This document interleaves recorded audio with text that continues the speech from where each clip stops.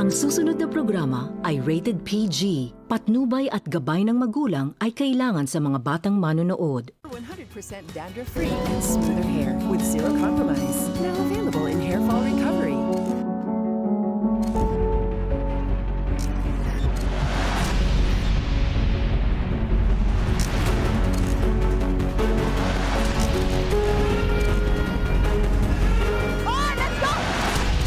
Iisipin mo talaga mayroong siyang ginawang tago na hindi ko maintindihan.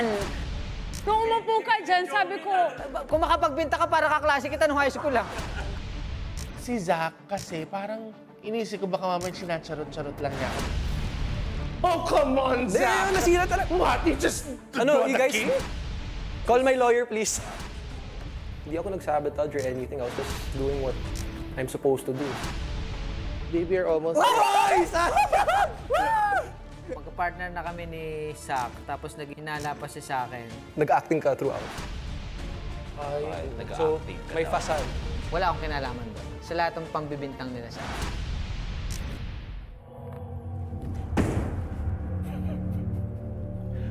Gulatin mo sila. Mambintang ka kahit wala kang ebidensya.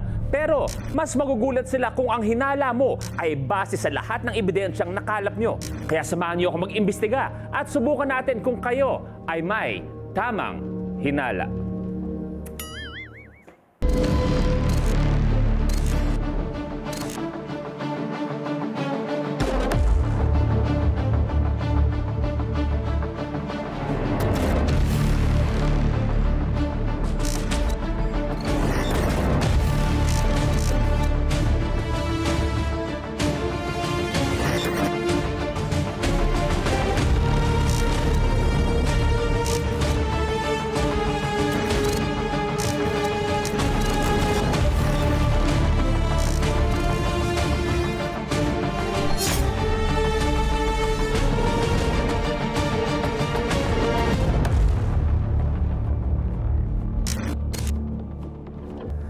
Ako si Luis Manzano, ang inyong lead investigator at welcome sa kauna-unahang reality mystery game show ng Pi Channel. Ito ang Tamang Hinala. At syempre, bawat linggo, isang kaso ang ating lulutasin at syempre, kasama kayo sa pag-iimbestiga, mga katropay natin. Ang kailangan nyo lang gawin ay samahan sa pag-iimbestiga ang ating special agent na si Karina dahil mamaya, live na live, mamimigay tayo ng mga pabuya sa bawat tamang hinala ninyo. Ang gagawin nyo lang, pumunta sa pi.com.ph at sagutin ang mga tanong na ibibigay ni Karina dahil 10 ang may pabuyang 500 pesos. 5 ang may pabuyang 1,000 pesos at 2 ang may pabuyang 2,500 pesos. 4 na celebrities ang haharap sa masinsinang investigasyon para lutasin ang isang matinding kaso. 3 sa kanila ay inosente at 1 ang salarin. Bago sumalang sa investigasyon, nagbukas na ng evidence boxes ang mga suspect. Ang nakakita ng sunog na kaldero na ebidensya sa kaso, siya ang salarin. Ang goal ng mga inosente ay mahulaan ng tama kung sino ang salarin. At ang goal naman ng salarin ay maitago ang kanyang identity hanggang dulo. Kung sino magtagumpay pagkatapos ng pag-iimbestiga sa mga fact-finding missions, siya mag-uwi ng 20,000 pesos. Sino kaya ang inosente? At sino kaya ang salarin ngayong linggo? Oras na para humarap sila para simulan ang investigasyon. Kaya naman, papasukin na ang unang suspect, please.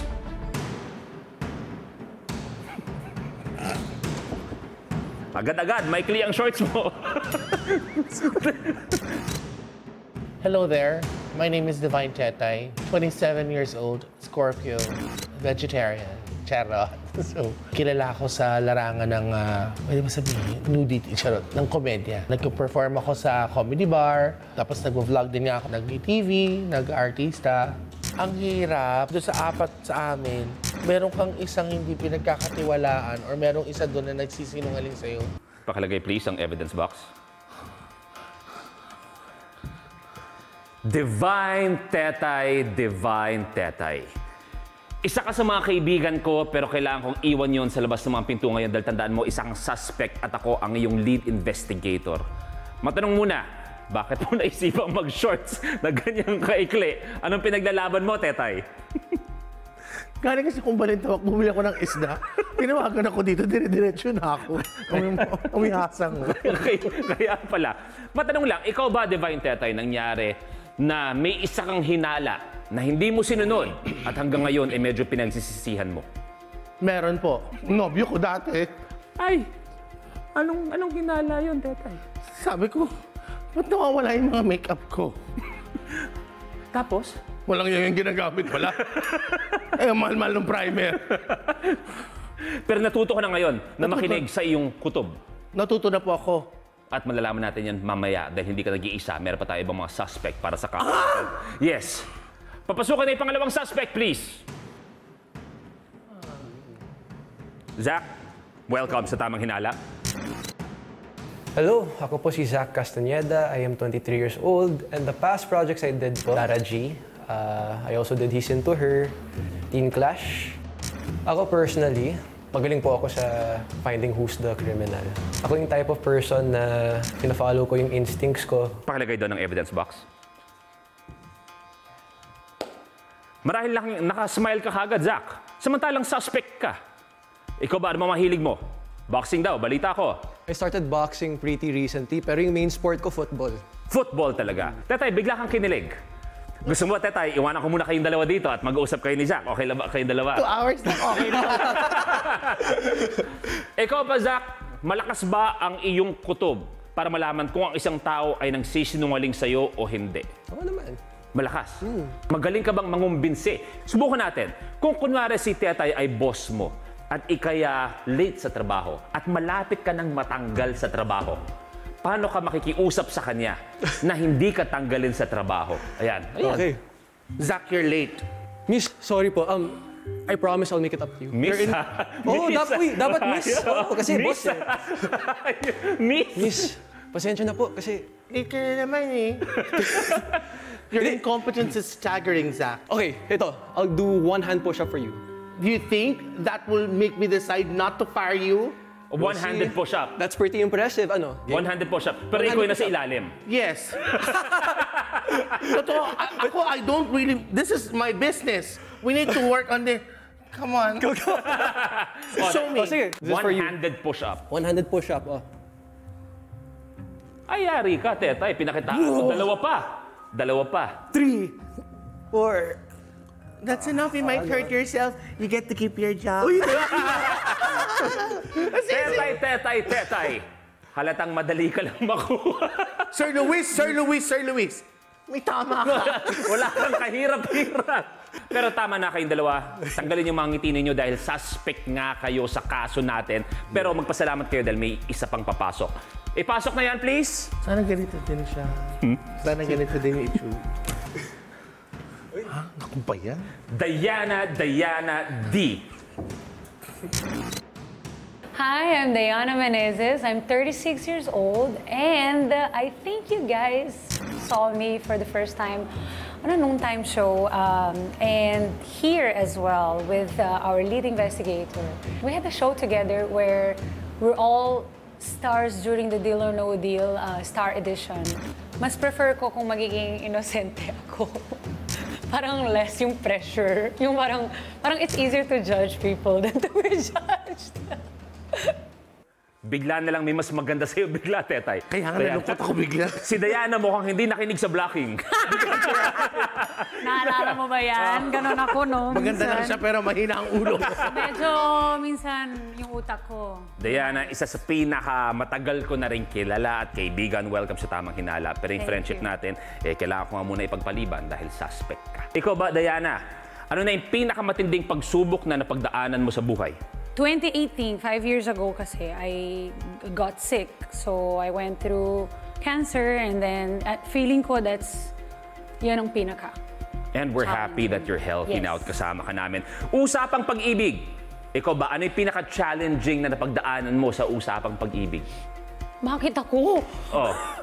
Ay, dito naman Kasi sila. ibig sabihin sa pag-ibig, doon nangyayari yung hinala eh. Paminsan-minsan. Actually, marami akong tamang hinala pagdating sa pag-ibig. Silosa ka ba? Yeah, dati. Ba't ngayon hindi na? Silosa. Hindi na. I solved it. Pero sabi ko nga, para makumpleto mga suspect natin, may isa pa tayong tatawagin. Yung pang-apat, papasukin please.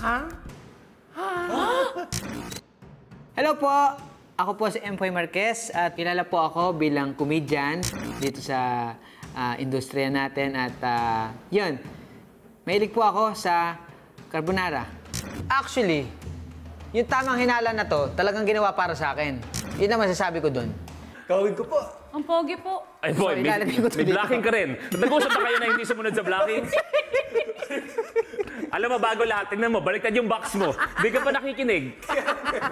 Pwede bang itama yung mga mali? Pagka may pagkakataon, di ba? Saan ka pupunta? Dito ka! 1, 2, 3, 4. Empoy. Alam mo, ibigyan kita. Katunayan, tumatawag ka sa akin. Huwag mo na kung ano yun, may taping tayo ngayon. Katunayan, tumatawag ka sa akin pag lasing ka. Alas 3 ng umaga, tumatawag ka sa akin para mag-I love you. Yung ano, prompter, oh. Minsan ba dahil sa bigote mo na pag hinalaan ka ng bangus? Wala yan doon. Bangus ka dyan, nakakahiya sa mga visitor, oh. Empoy, anong pinakamatinding paghihinala na nangyari sa'yo sa buhay mo? Na pag hinalaan ka na ba ng isang bagay na hindi mo naman talaga ginawa? May mga bagay na ganun na sa airport nung nakaraan. Ano nangyari? Na pag hinalaan akong tomboy. Diba? Tinanggal ko yung mask ko. At then, nalaman nila na ako si Charlie Sheen. Si Empoy yung tipo ng tao na kahit natutulog pagbibintangan kasi nagnakaw ng rice cooker sa kapitbahay, parang ganon. Pero eto na nga ba sinasabi ko dahil kaya kayo nandito, nagkakasiyahan tayo. Pero kailangan natin putulin, baliin ng saya dahil isang matinding kaso ang nangyari. Kung saan kayo ang mga suspect at kailangan natin malutas etong kaso. At etong pinag-uusapan natin. Pagkatapos ng ilang linggong pagpaplano na pagdesisyonan ng magbabarkadang mamsis na pumunta sa isang resort para mag-outing. Kahit maulan, masaya ang lahat at naihanda ang kanilang mga dadalhin. Pero pagdating nila sa resort, isang matinding problema ang tumambad sa kanila na sumira sa bakasyon ng magtotropa.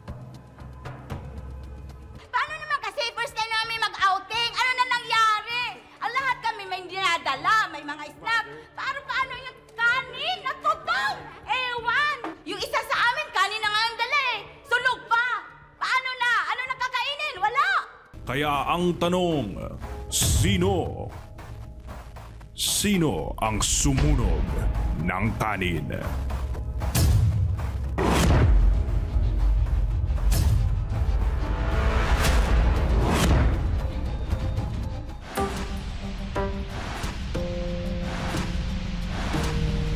Yan ang kaso natin ngayon. Tandaan nyo, hindi basta-basta nasunog ang kanin. May sumunog ng kanin. Sadya. Sobrang lalim ng problema na to. Grabe, paano naman tayo kumain ng, ng rice na sunog?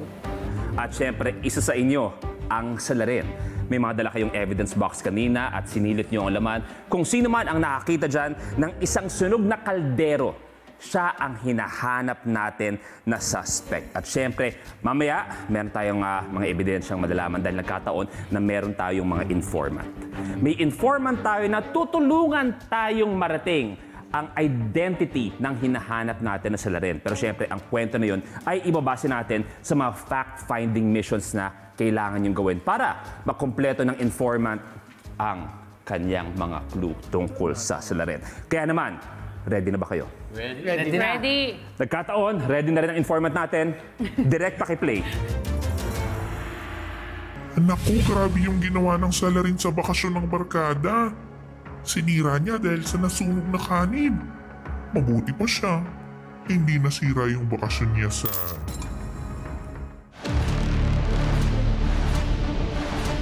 Hindi nasira yung bakasyon niya sa...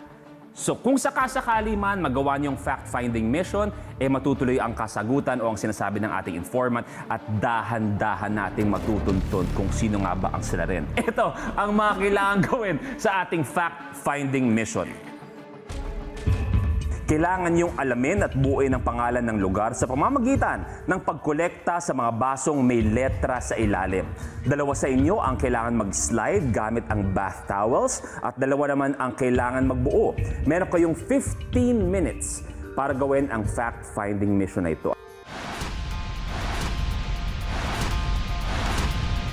This is a group mission. So kung sakasakali man na magtagumpay kayo, itutuloy natin ang clue na ibibigay ng informant. Kung hindi niyo magawa, di good luck natin. Di natin makukuha kung ano nga ba ang kauna-unahang clue na pwedeng ibigay ng ating informant sa kung sino man ang sila rin. Kaya ready na ba kayo? Ready na. Tumuloy na kayo sa next clue. Sila, Tetay, Empoy, Diana, they already know each other before. So my biggest advantage here is them not knowing me.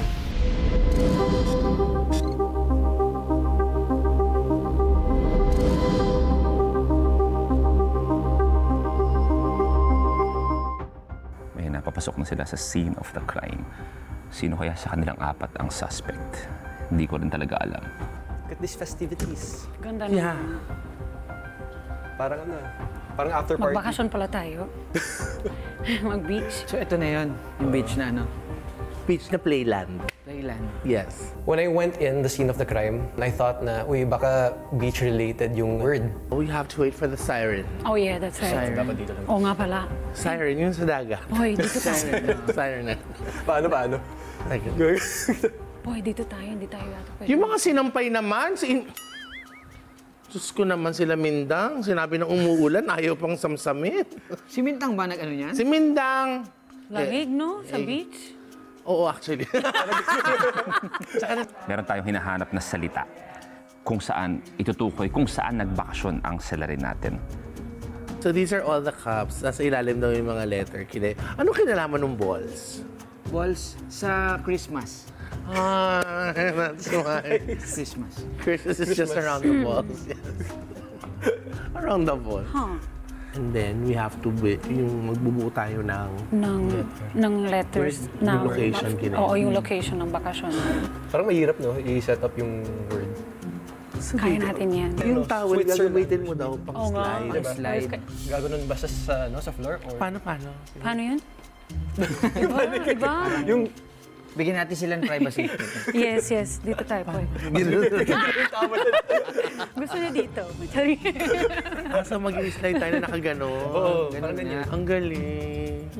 Medyo kabado na ako kasi di ko alam kung anong mangyayari. Saan natin ibuo daw ng word?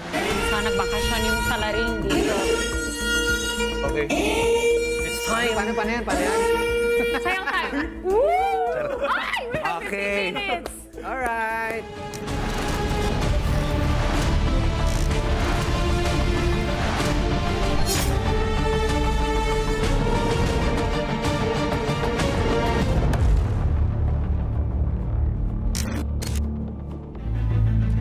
Sa mga sumweldo kahapon, i-extend natin ang sahod mo. Basta makisagot at makiimbestiga dito sa Tamang Hinala. Good evening mga katropay! Ako si Karina Bautista, ang special agent na kasama pa rin ng ating lead investigator na si Luis Manzano. At i-share ko sa inyo ang inside scoop at makikichika na rin ako sa inyong comments tungkol sa mga suspetsya ninyo. Kaya naman maki-hashtag Tamang Hinala sa Pai para mabasa namin ang mga comments ninyo. And syempre, maki-join na din sa live imbestigahan. Punta na sa YouTube channel ng Pai o sa chatbox sa pai.com.ph. Yes! Sa mga bago pa lang rito na nakatutok dito sa Pai, simpleng-simple lang ang kailangan nyong gawin para magkaroon ng ekstrang pera. Alam nyo, eto kailangan natin gawin talaga guys palakasan na ng kutob dahil ang Tamang Hinala nyo ang makapagbigay sa inyo ng pabuya. Oo, simpleng-simple lang. Abangan ang mga tanong ko mamaya na konektado sa mga ebidensya at sa salarin. At bilang reward sa Tamang Hinala nyo, 10 ang may pabuyang 500 pesos. 5 ang may reward na 1,000 pesos. At 2 ang may reward na 2,000 1,500 pesos. Oh, na-stress yung bangs ko sa laki ng pabuya natin. Kaya kung ikaw ay bago pa lang na nakikiimbestiga, pumunta na sa pi.com.ph, mag-register at kumpletuhin ang profile. Nakisali ka na sa investigasyon, pindot painalo ka pa. Yes! Alam nyo, subukan na natin agad-agad ang tamang hinala skills ninyo ngayong gabi. May ibibigay akong tanong at sa lahat ng makakapindot sa tamang sagot, 10 ang pipiliin via randomizer na mananalo ng 500 pesos. Kaya i-flex na ang inyong detective skills dahil heto ang tanong. Ayon sa kaso, ano ang nasunog ng salarin? A. Damit, B. Isda, C. Kilay, o D. Kanin? Painalo ang may tamang hinala, kaya naman 1-minute timer starts now. Maghinala na! Yes, let's go team! Kaya nyo yan. Alam nyo, kung ako, medyo iba-iba yung tema ng ating mga choices dito. Medyo mahirap, pero kung nanonood talaga kayo, naku, madaling-madali na lang to sa inyo. Baka naman yung mga dati nang nanonood, may mga tips and pointers kayo sa mga bago dito sa Pi Channel. Just keep commenting down dyan below. And kung ako lang, guys, huwag nyo kasi piliin yung mga obvious na sagot. Lagi kayong nadadali sa mga pagganyan ni. Dapat talagang medyo laliman natin ng konti. Feeling ko, nandun eh. Feeling ko yung mga hindi halata masyado, yun ang mga tamang hinala natin. Di ba yung parang, hala, hindi okay tayo eh. Ay, hindi, tao pala yun, Hindi. Ayan na guys, alam nyo, let's move on. Charis, ito na last 10 seconds mga katropa. Yes, please don't forget to cast your vote. Pindutin na yan and maghinala na. Let's go. And time's up. Wow. Cheerleader. Maraming salamat sa lahat ng nakipindot. Isa pa. 3, 2, 1. Time's up! Oh! Pero oras na para i-reveal kung tama ba ang hinala ninyo. Sa tanong na, ano ang sinunog ng salarin? Ang tamang sagot ay... kanin! Alam nyo guys, lagi ako nagaganyan before kasi nagsiselfone ako. Napagalitan tuloy ako. Sa mga nakahula ng tamang hinala, pindutin ng yes para makasali sa raffle. 10 ang mapipili via randomizer mula sa lahat ng nakapagbigay ng tamang sagot. At ang mga pangalan ng nanalo ay i-announce natin maya-maya. Kung bago ka pa lang na nakikisagot at hindi ka pa nakatama sa una nating hinala, don't worry dahil meron pa akong 2 tanong mamaya, kaya abangan nyo yan, guys. Tumutok lang at makiimbestiga dahil sa aming pagbabalik, 5 lucky katropay naman ang bibigyan ng pabuyang 1,000 pesos sa pagbabalik ng Tamang Hinala.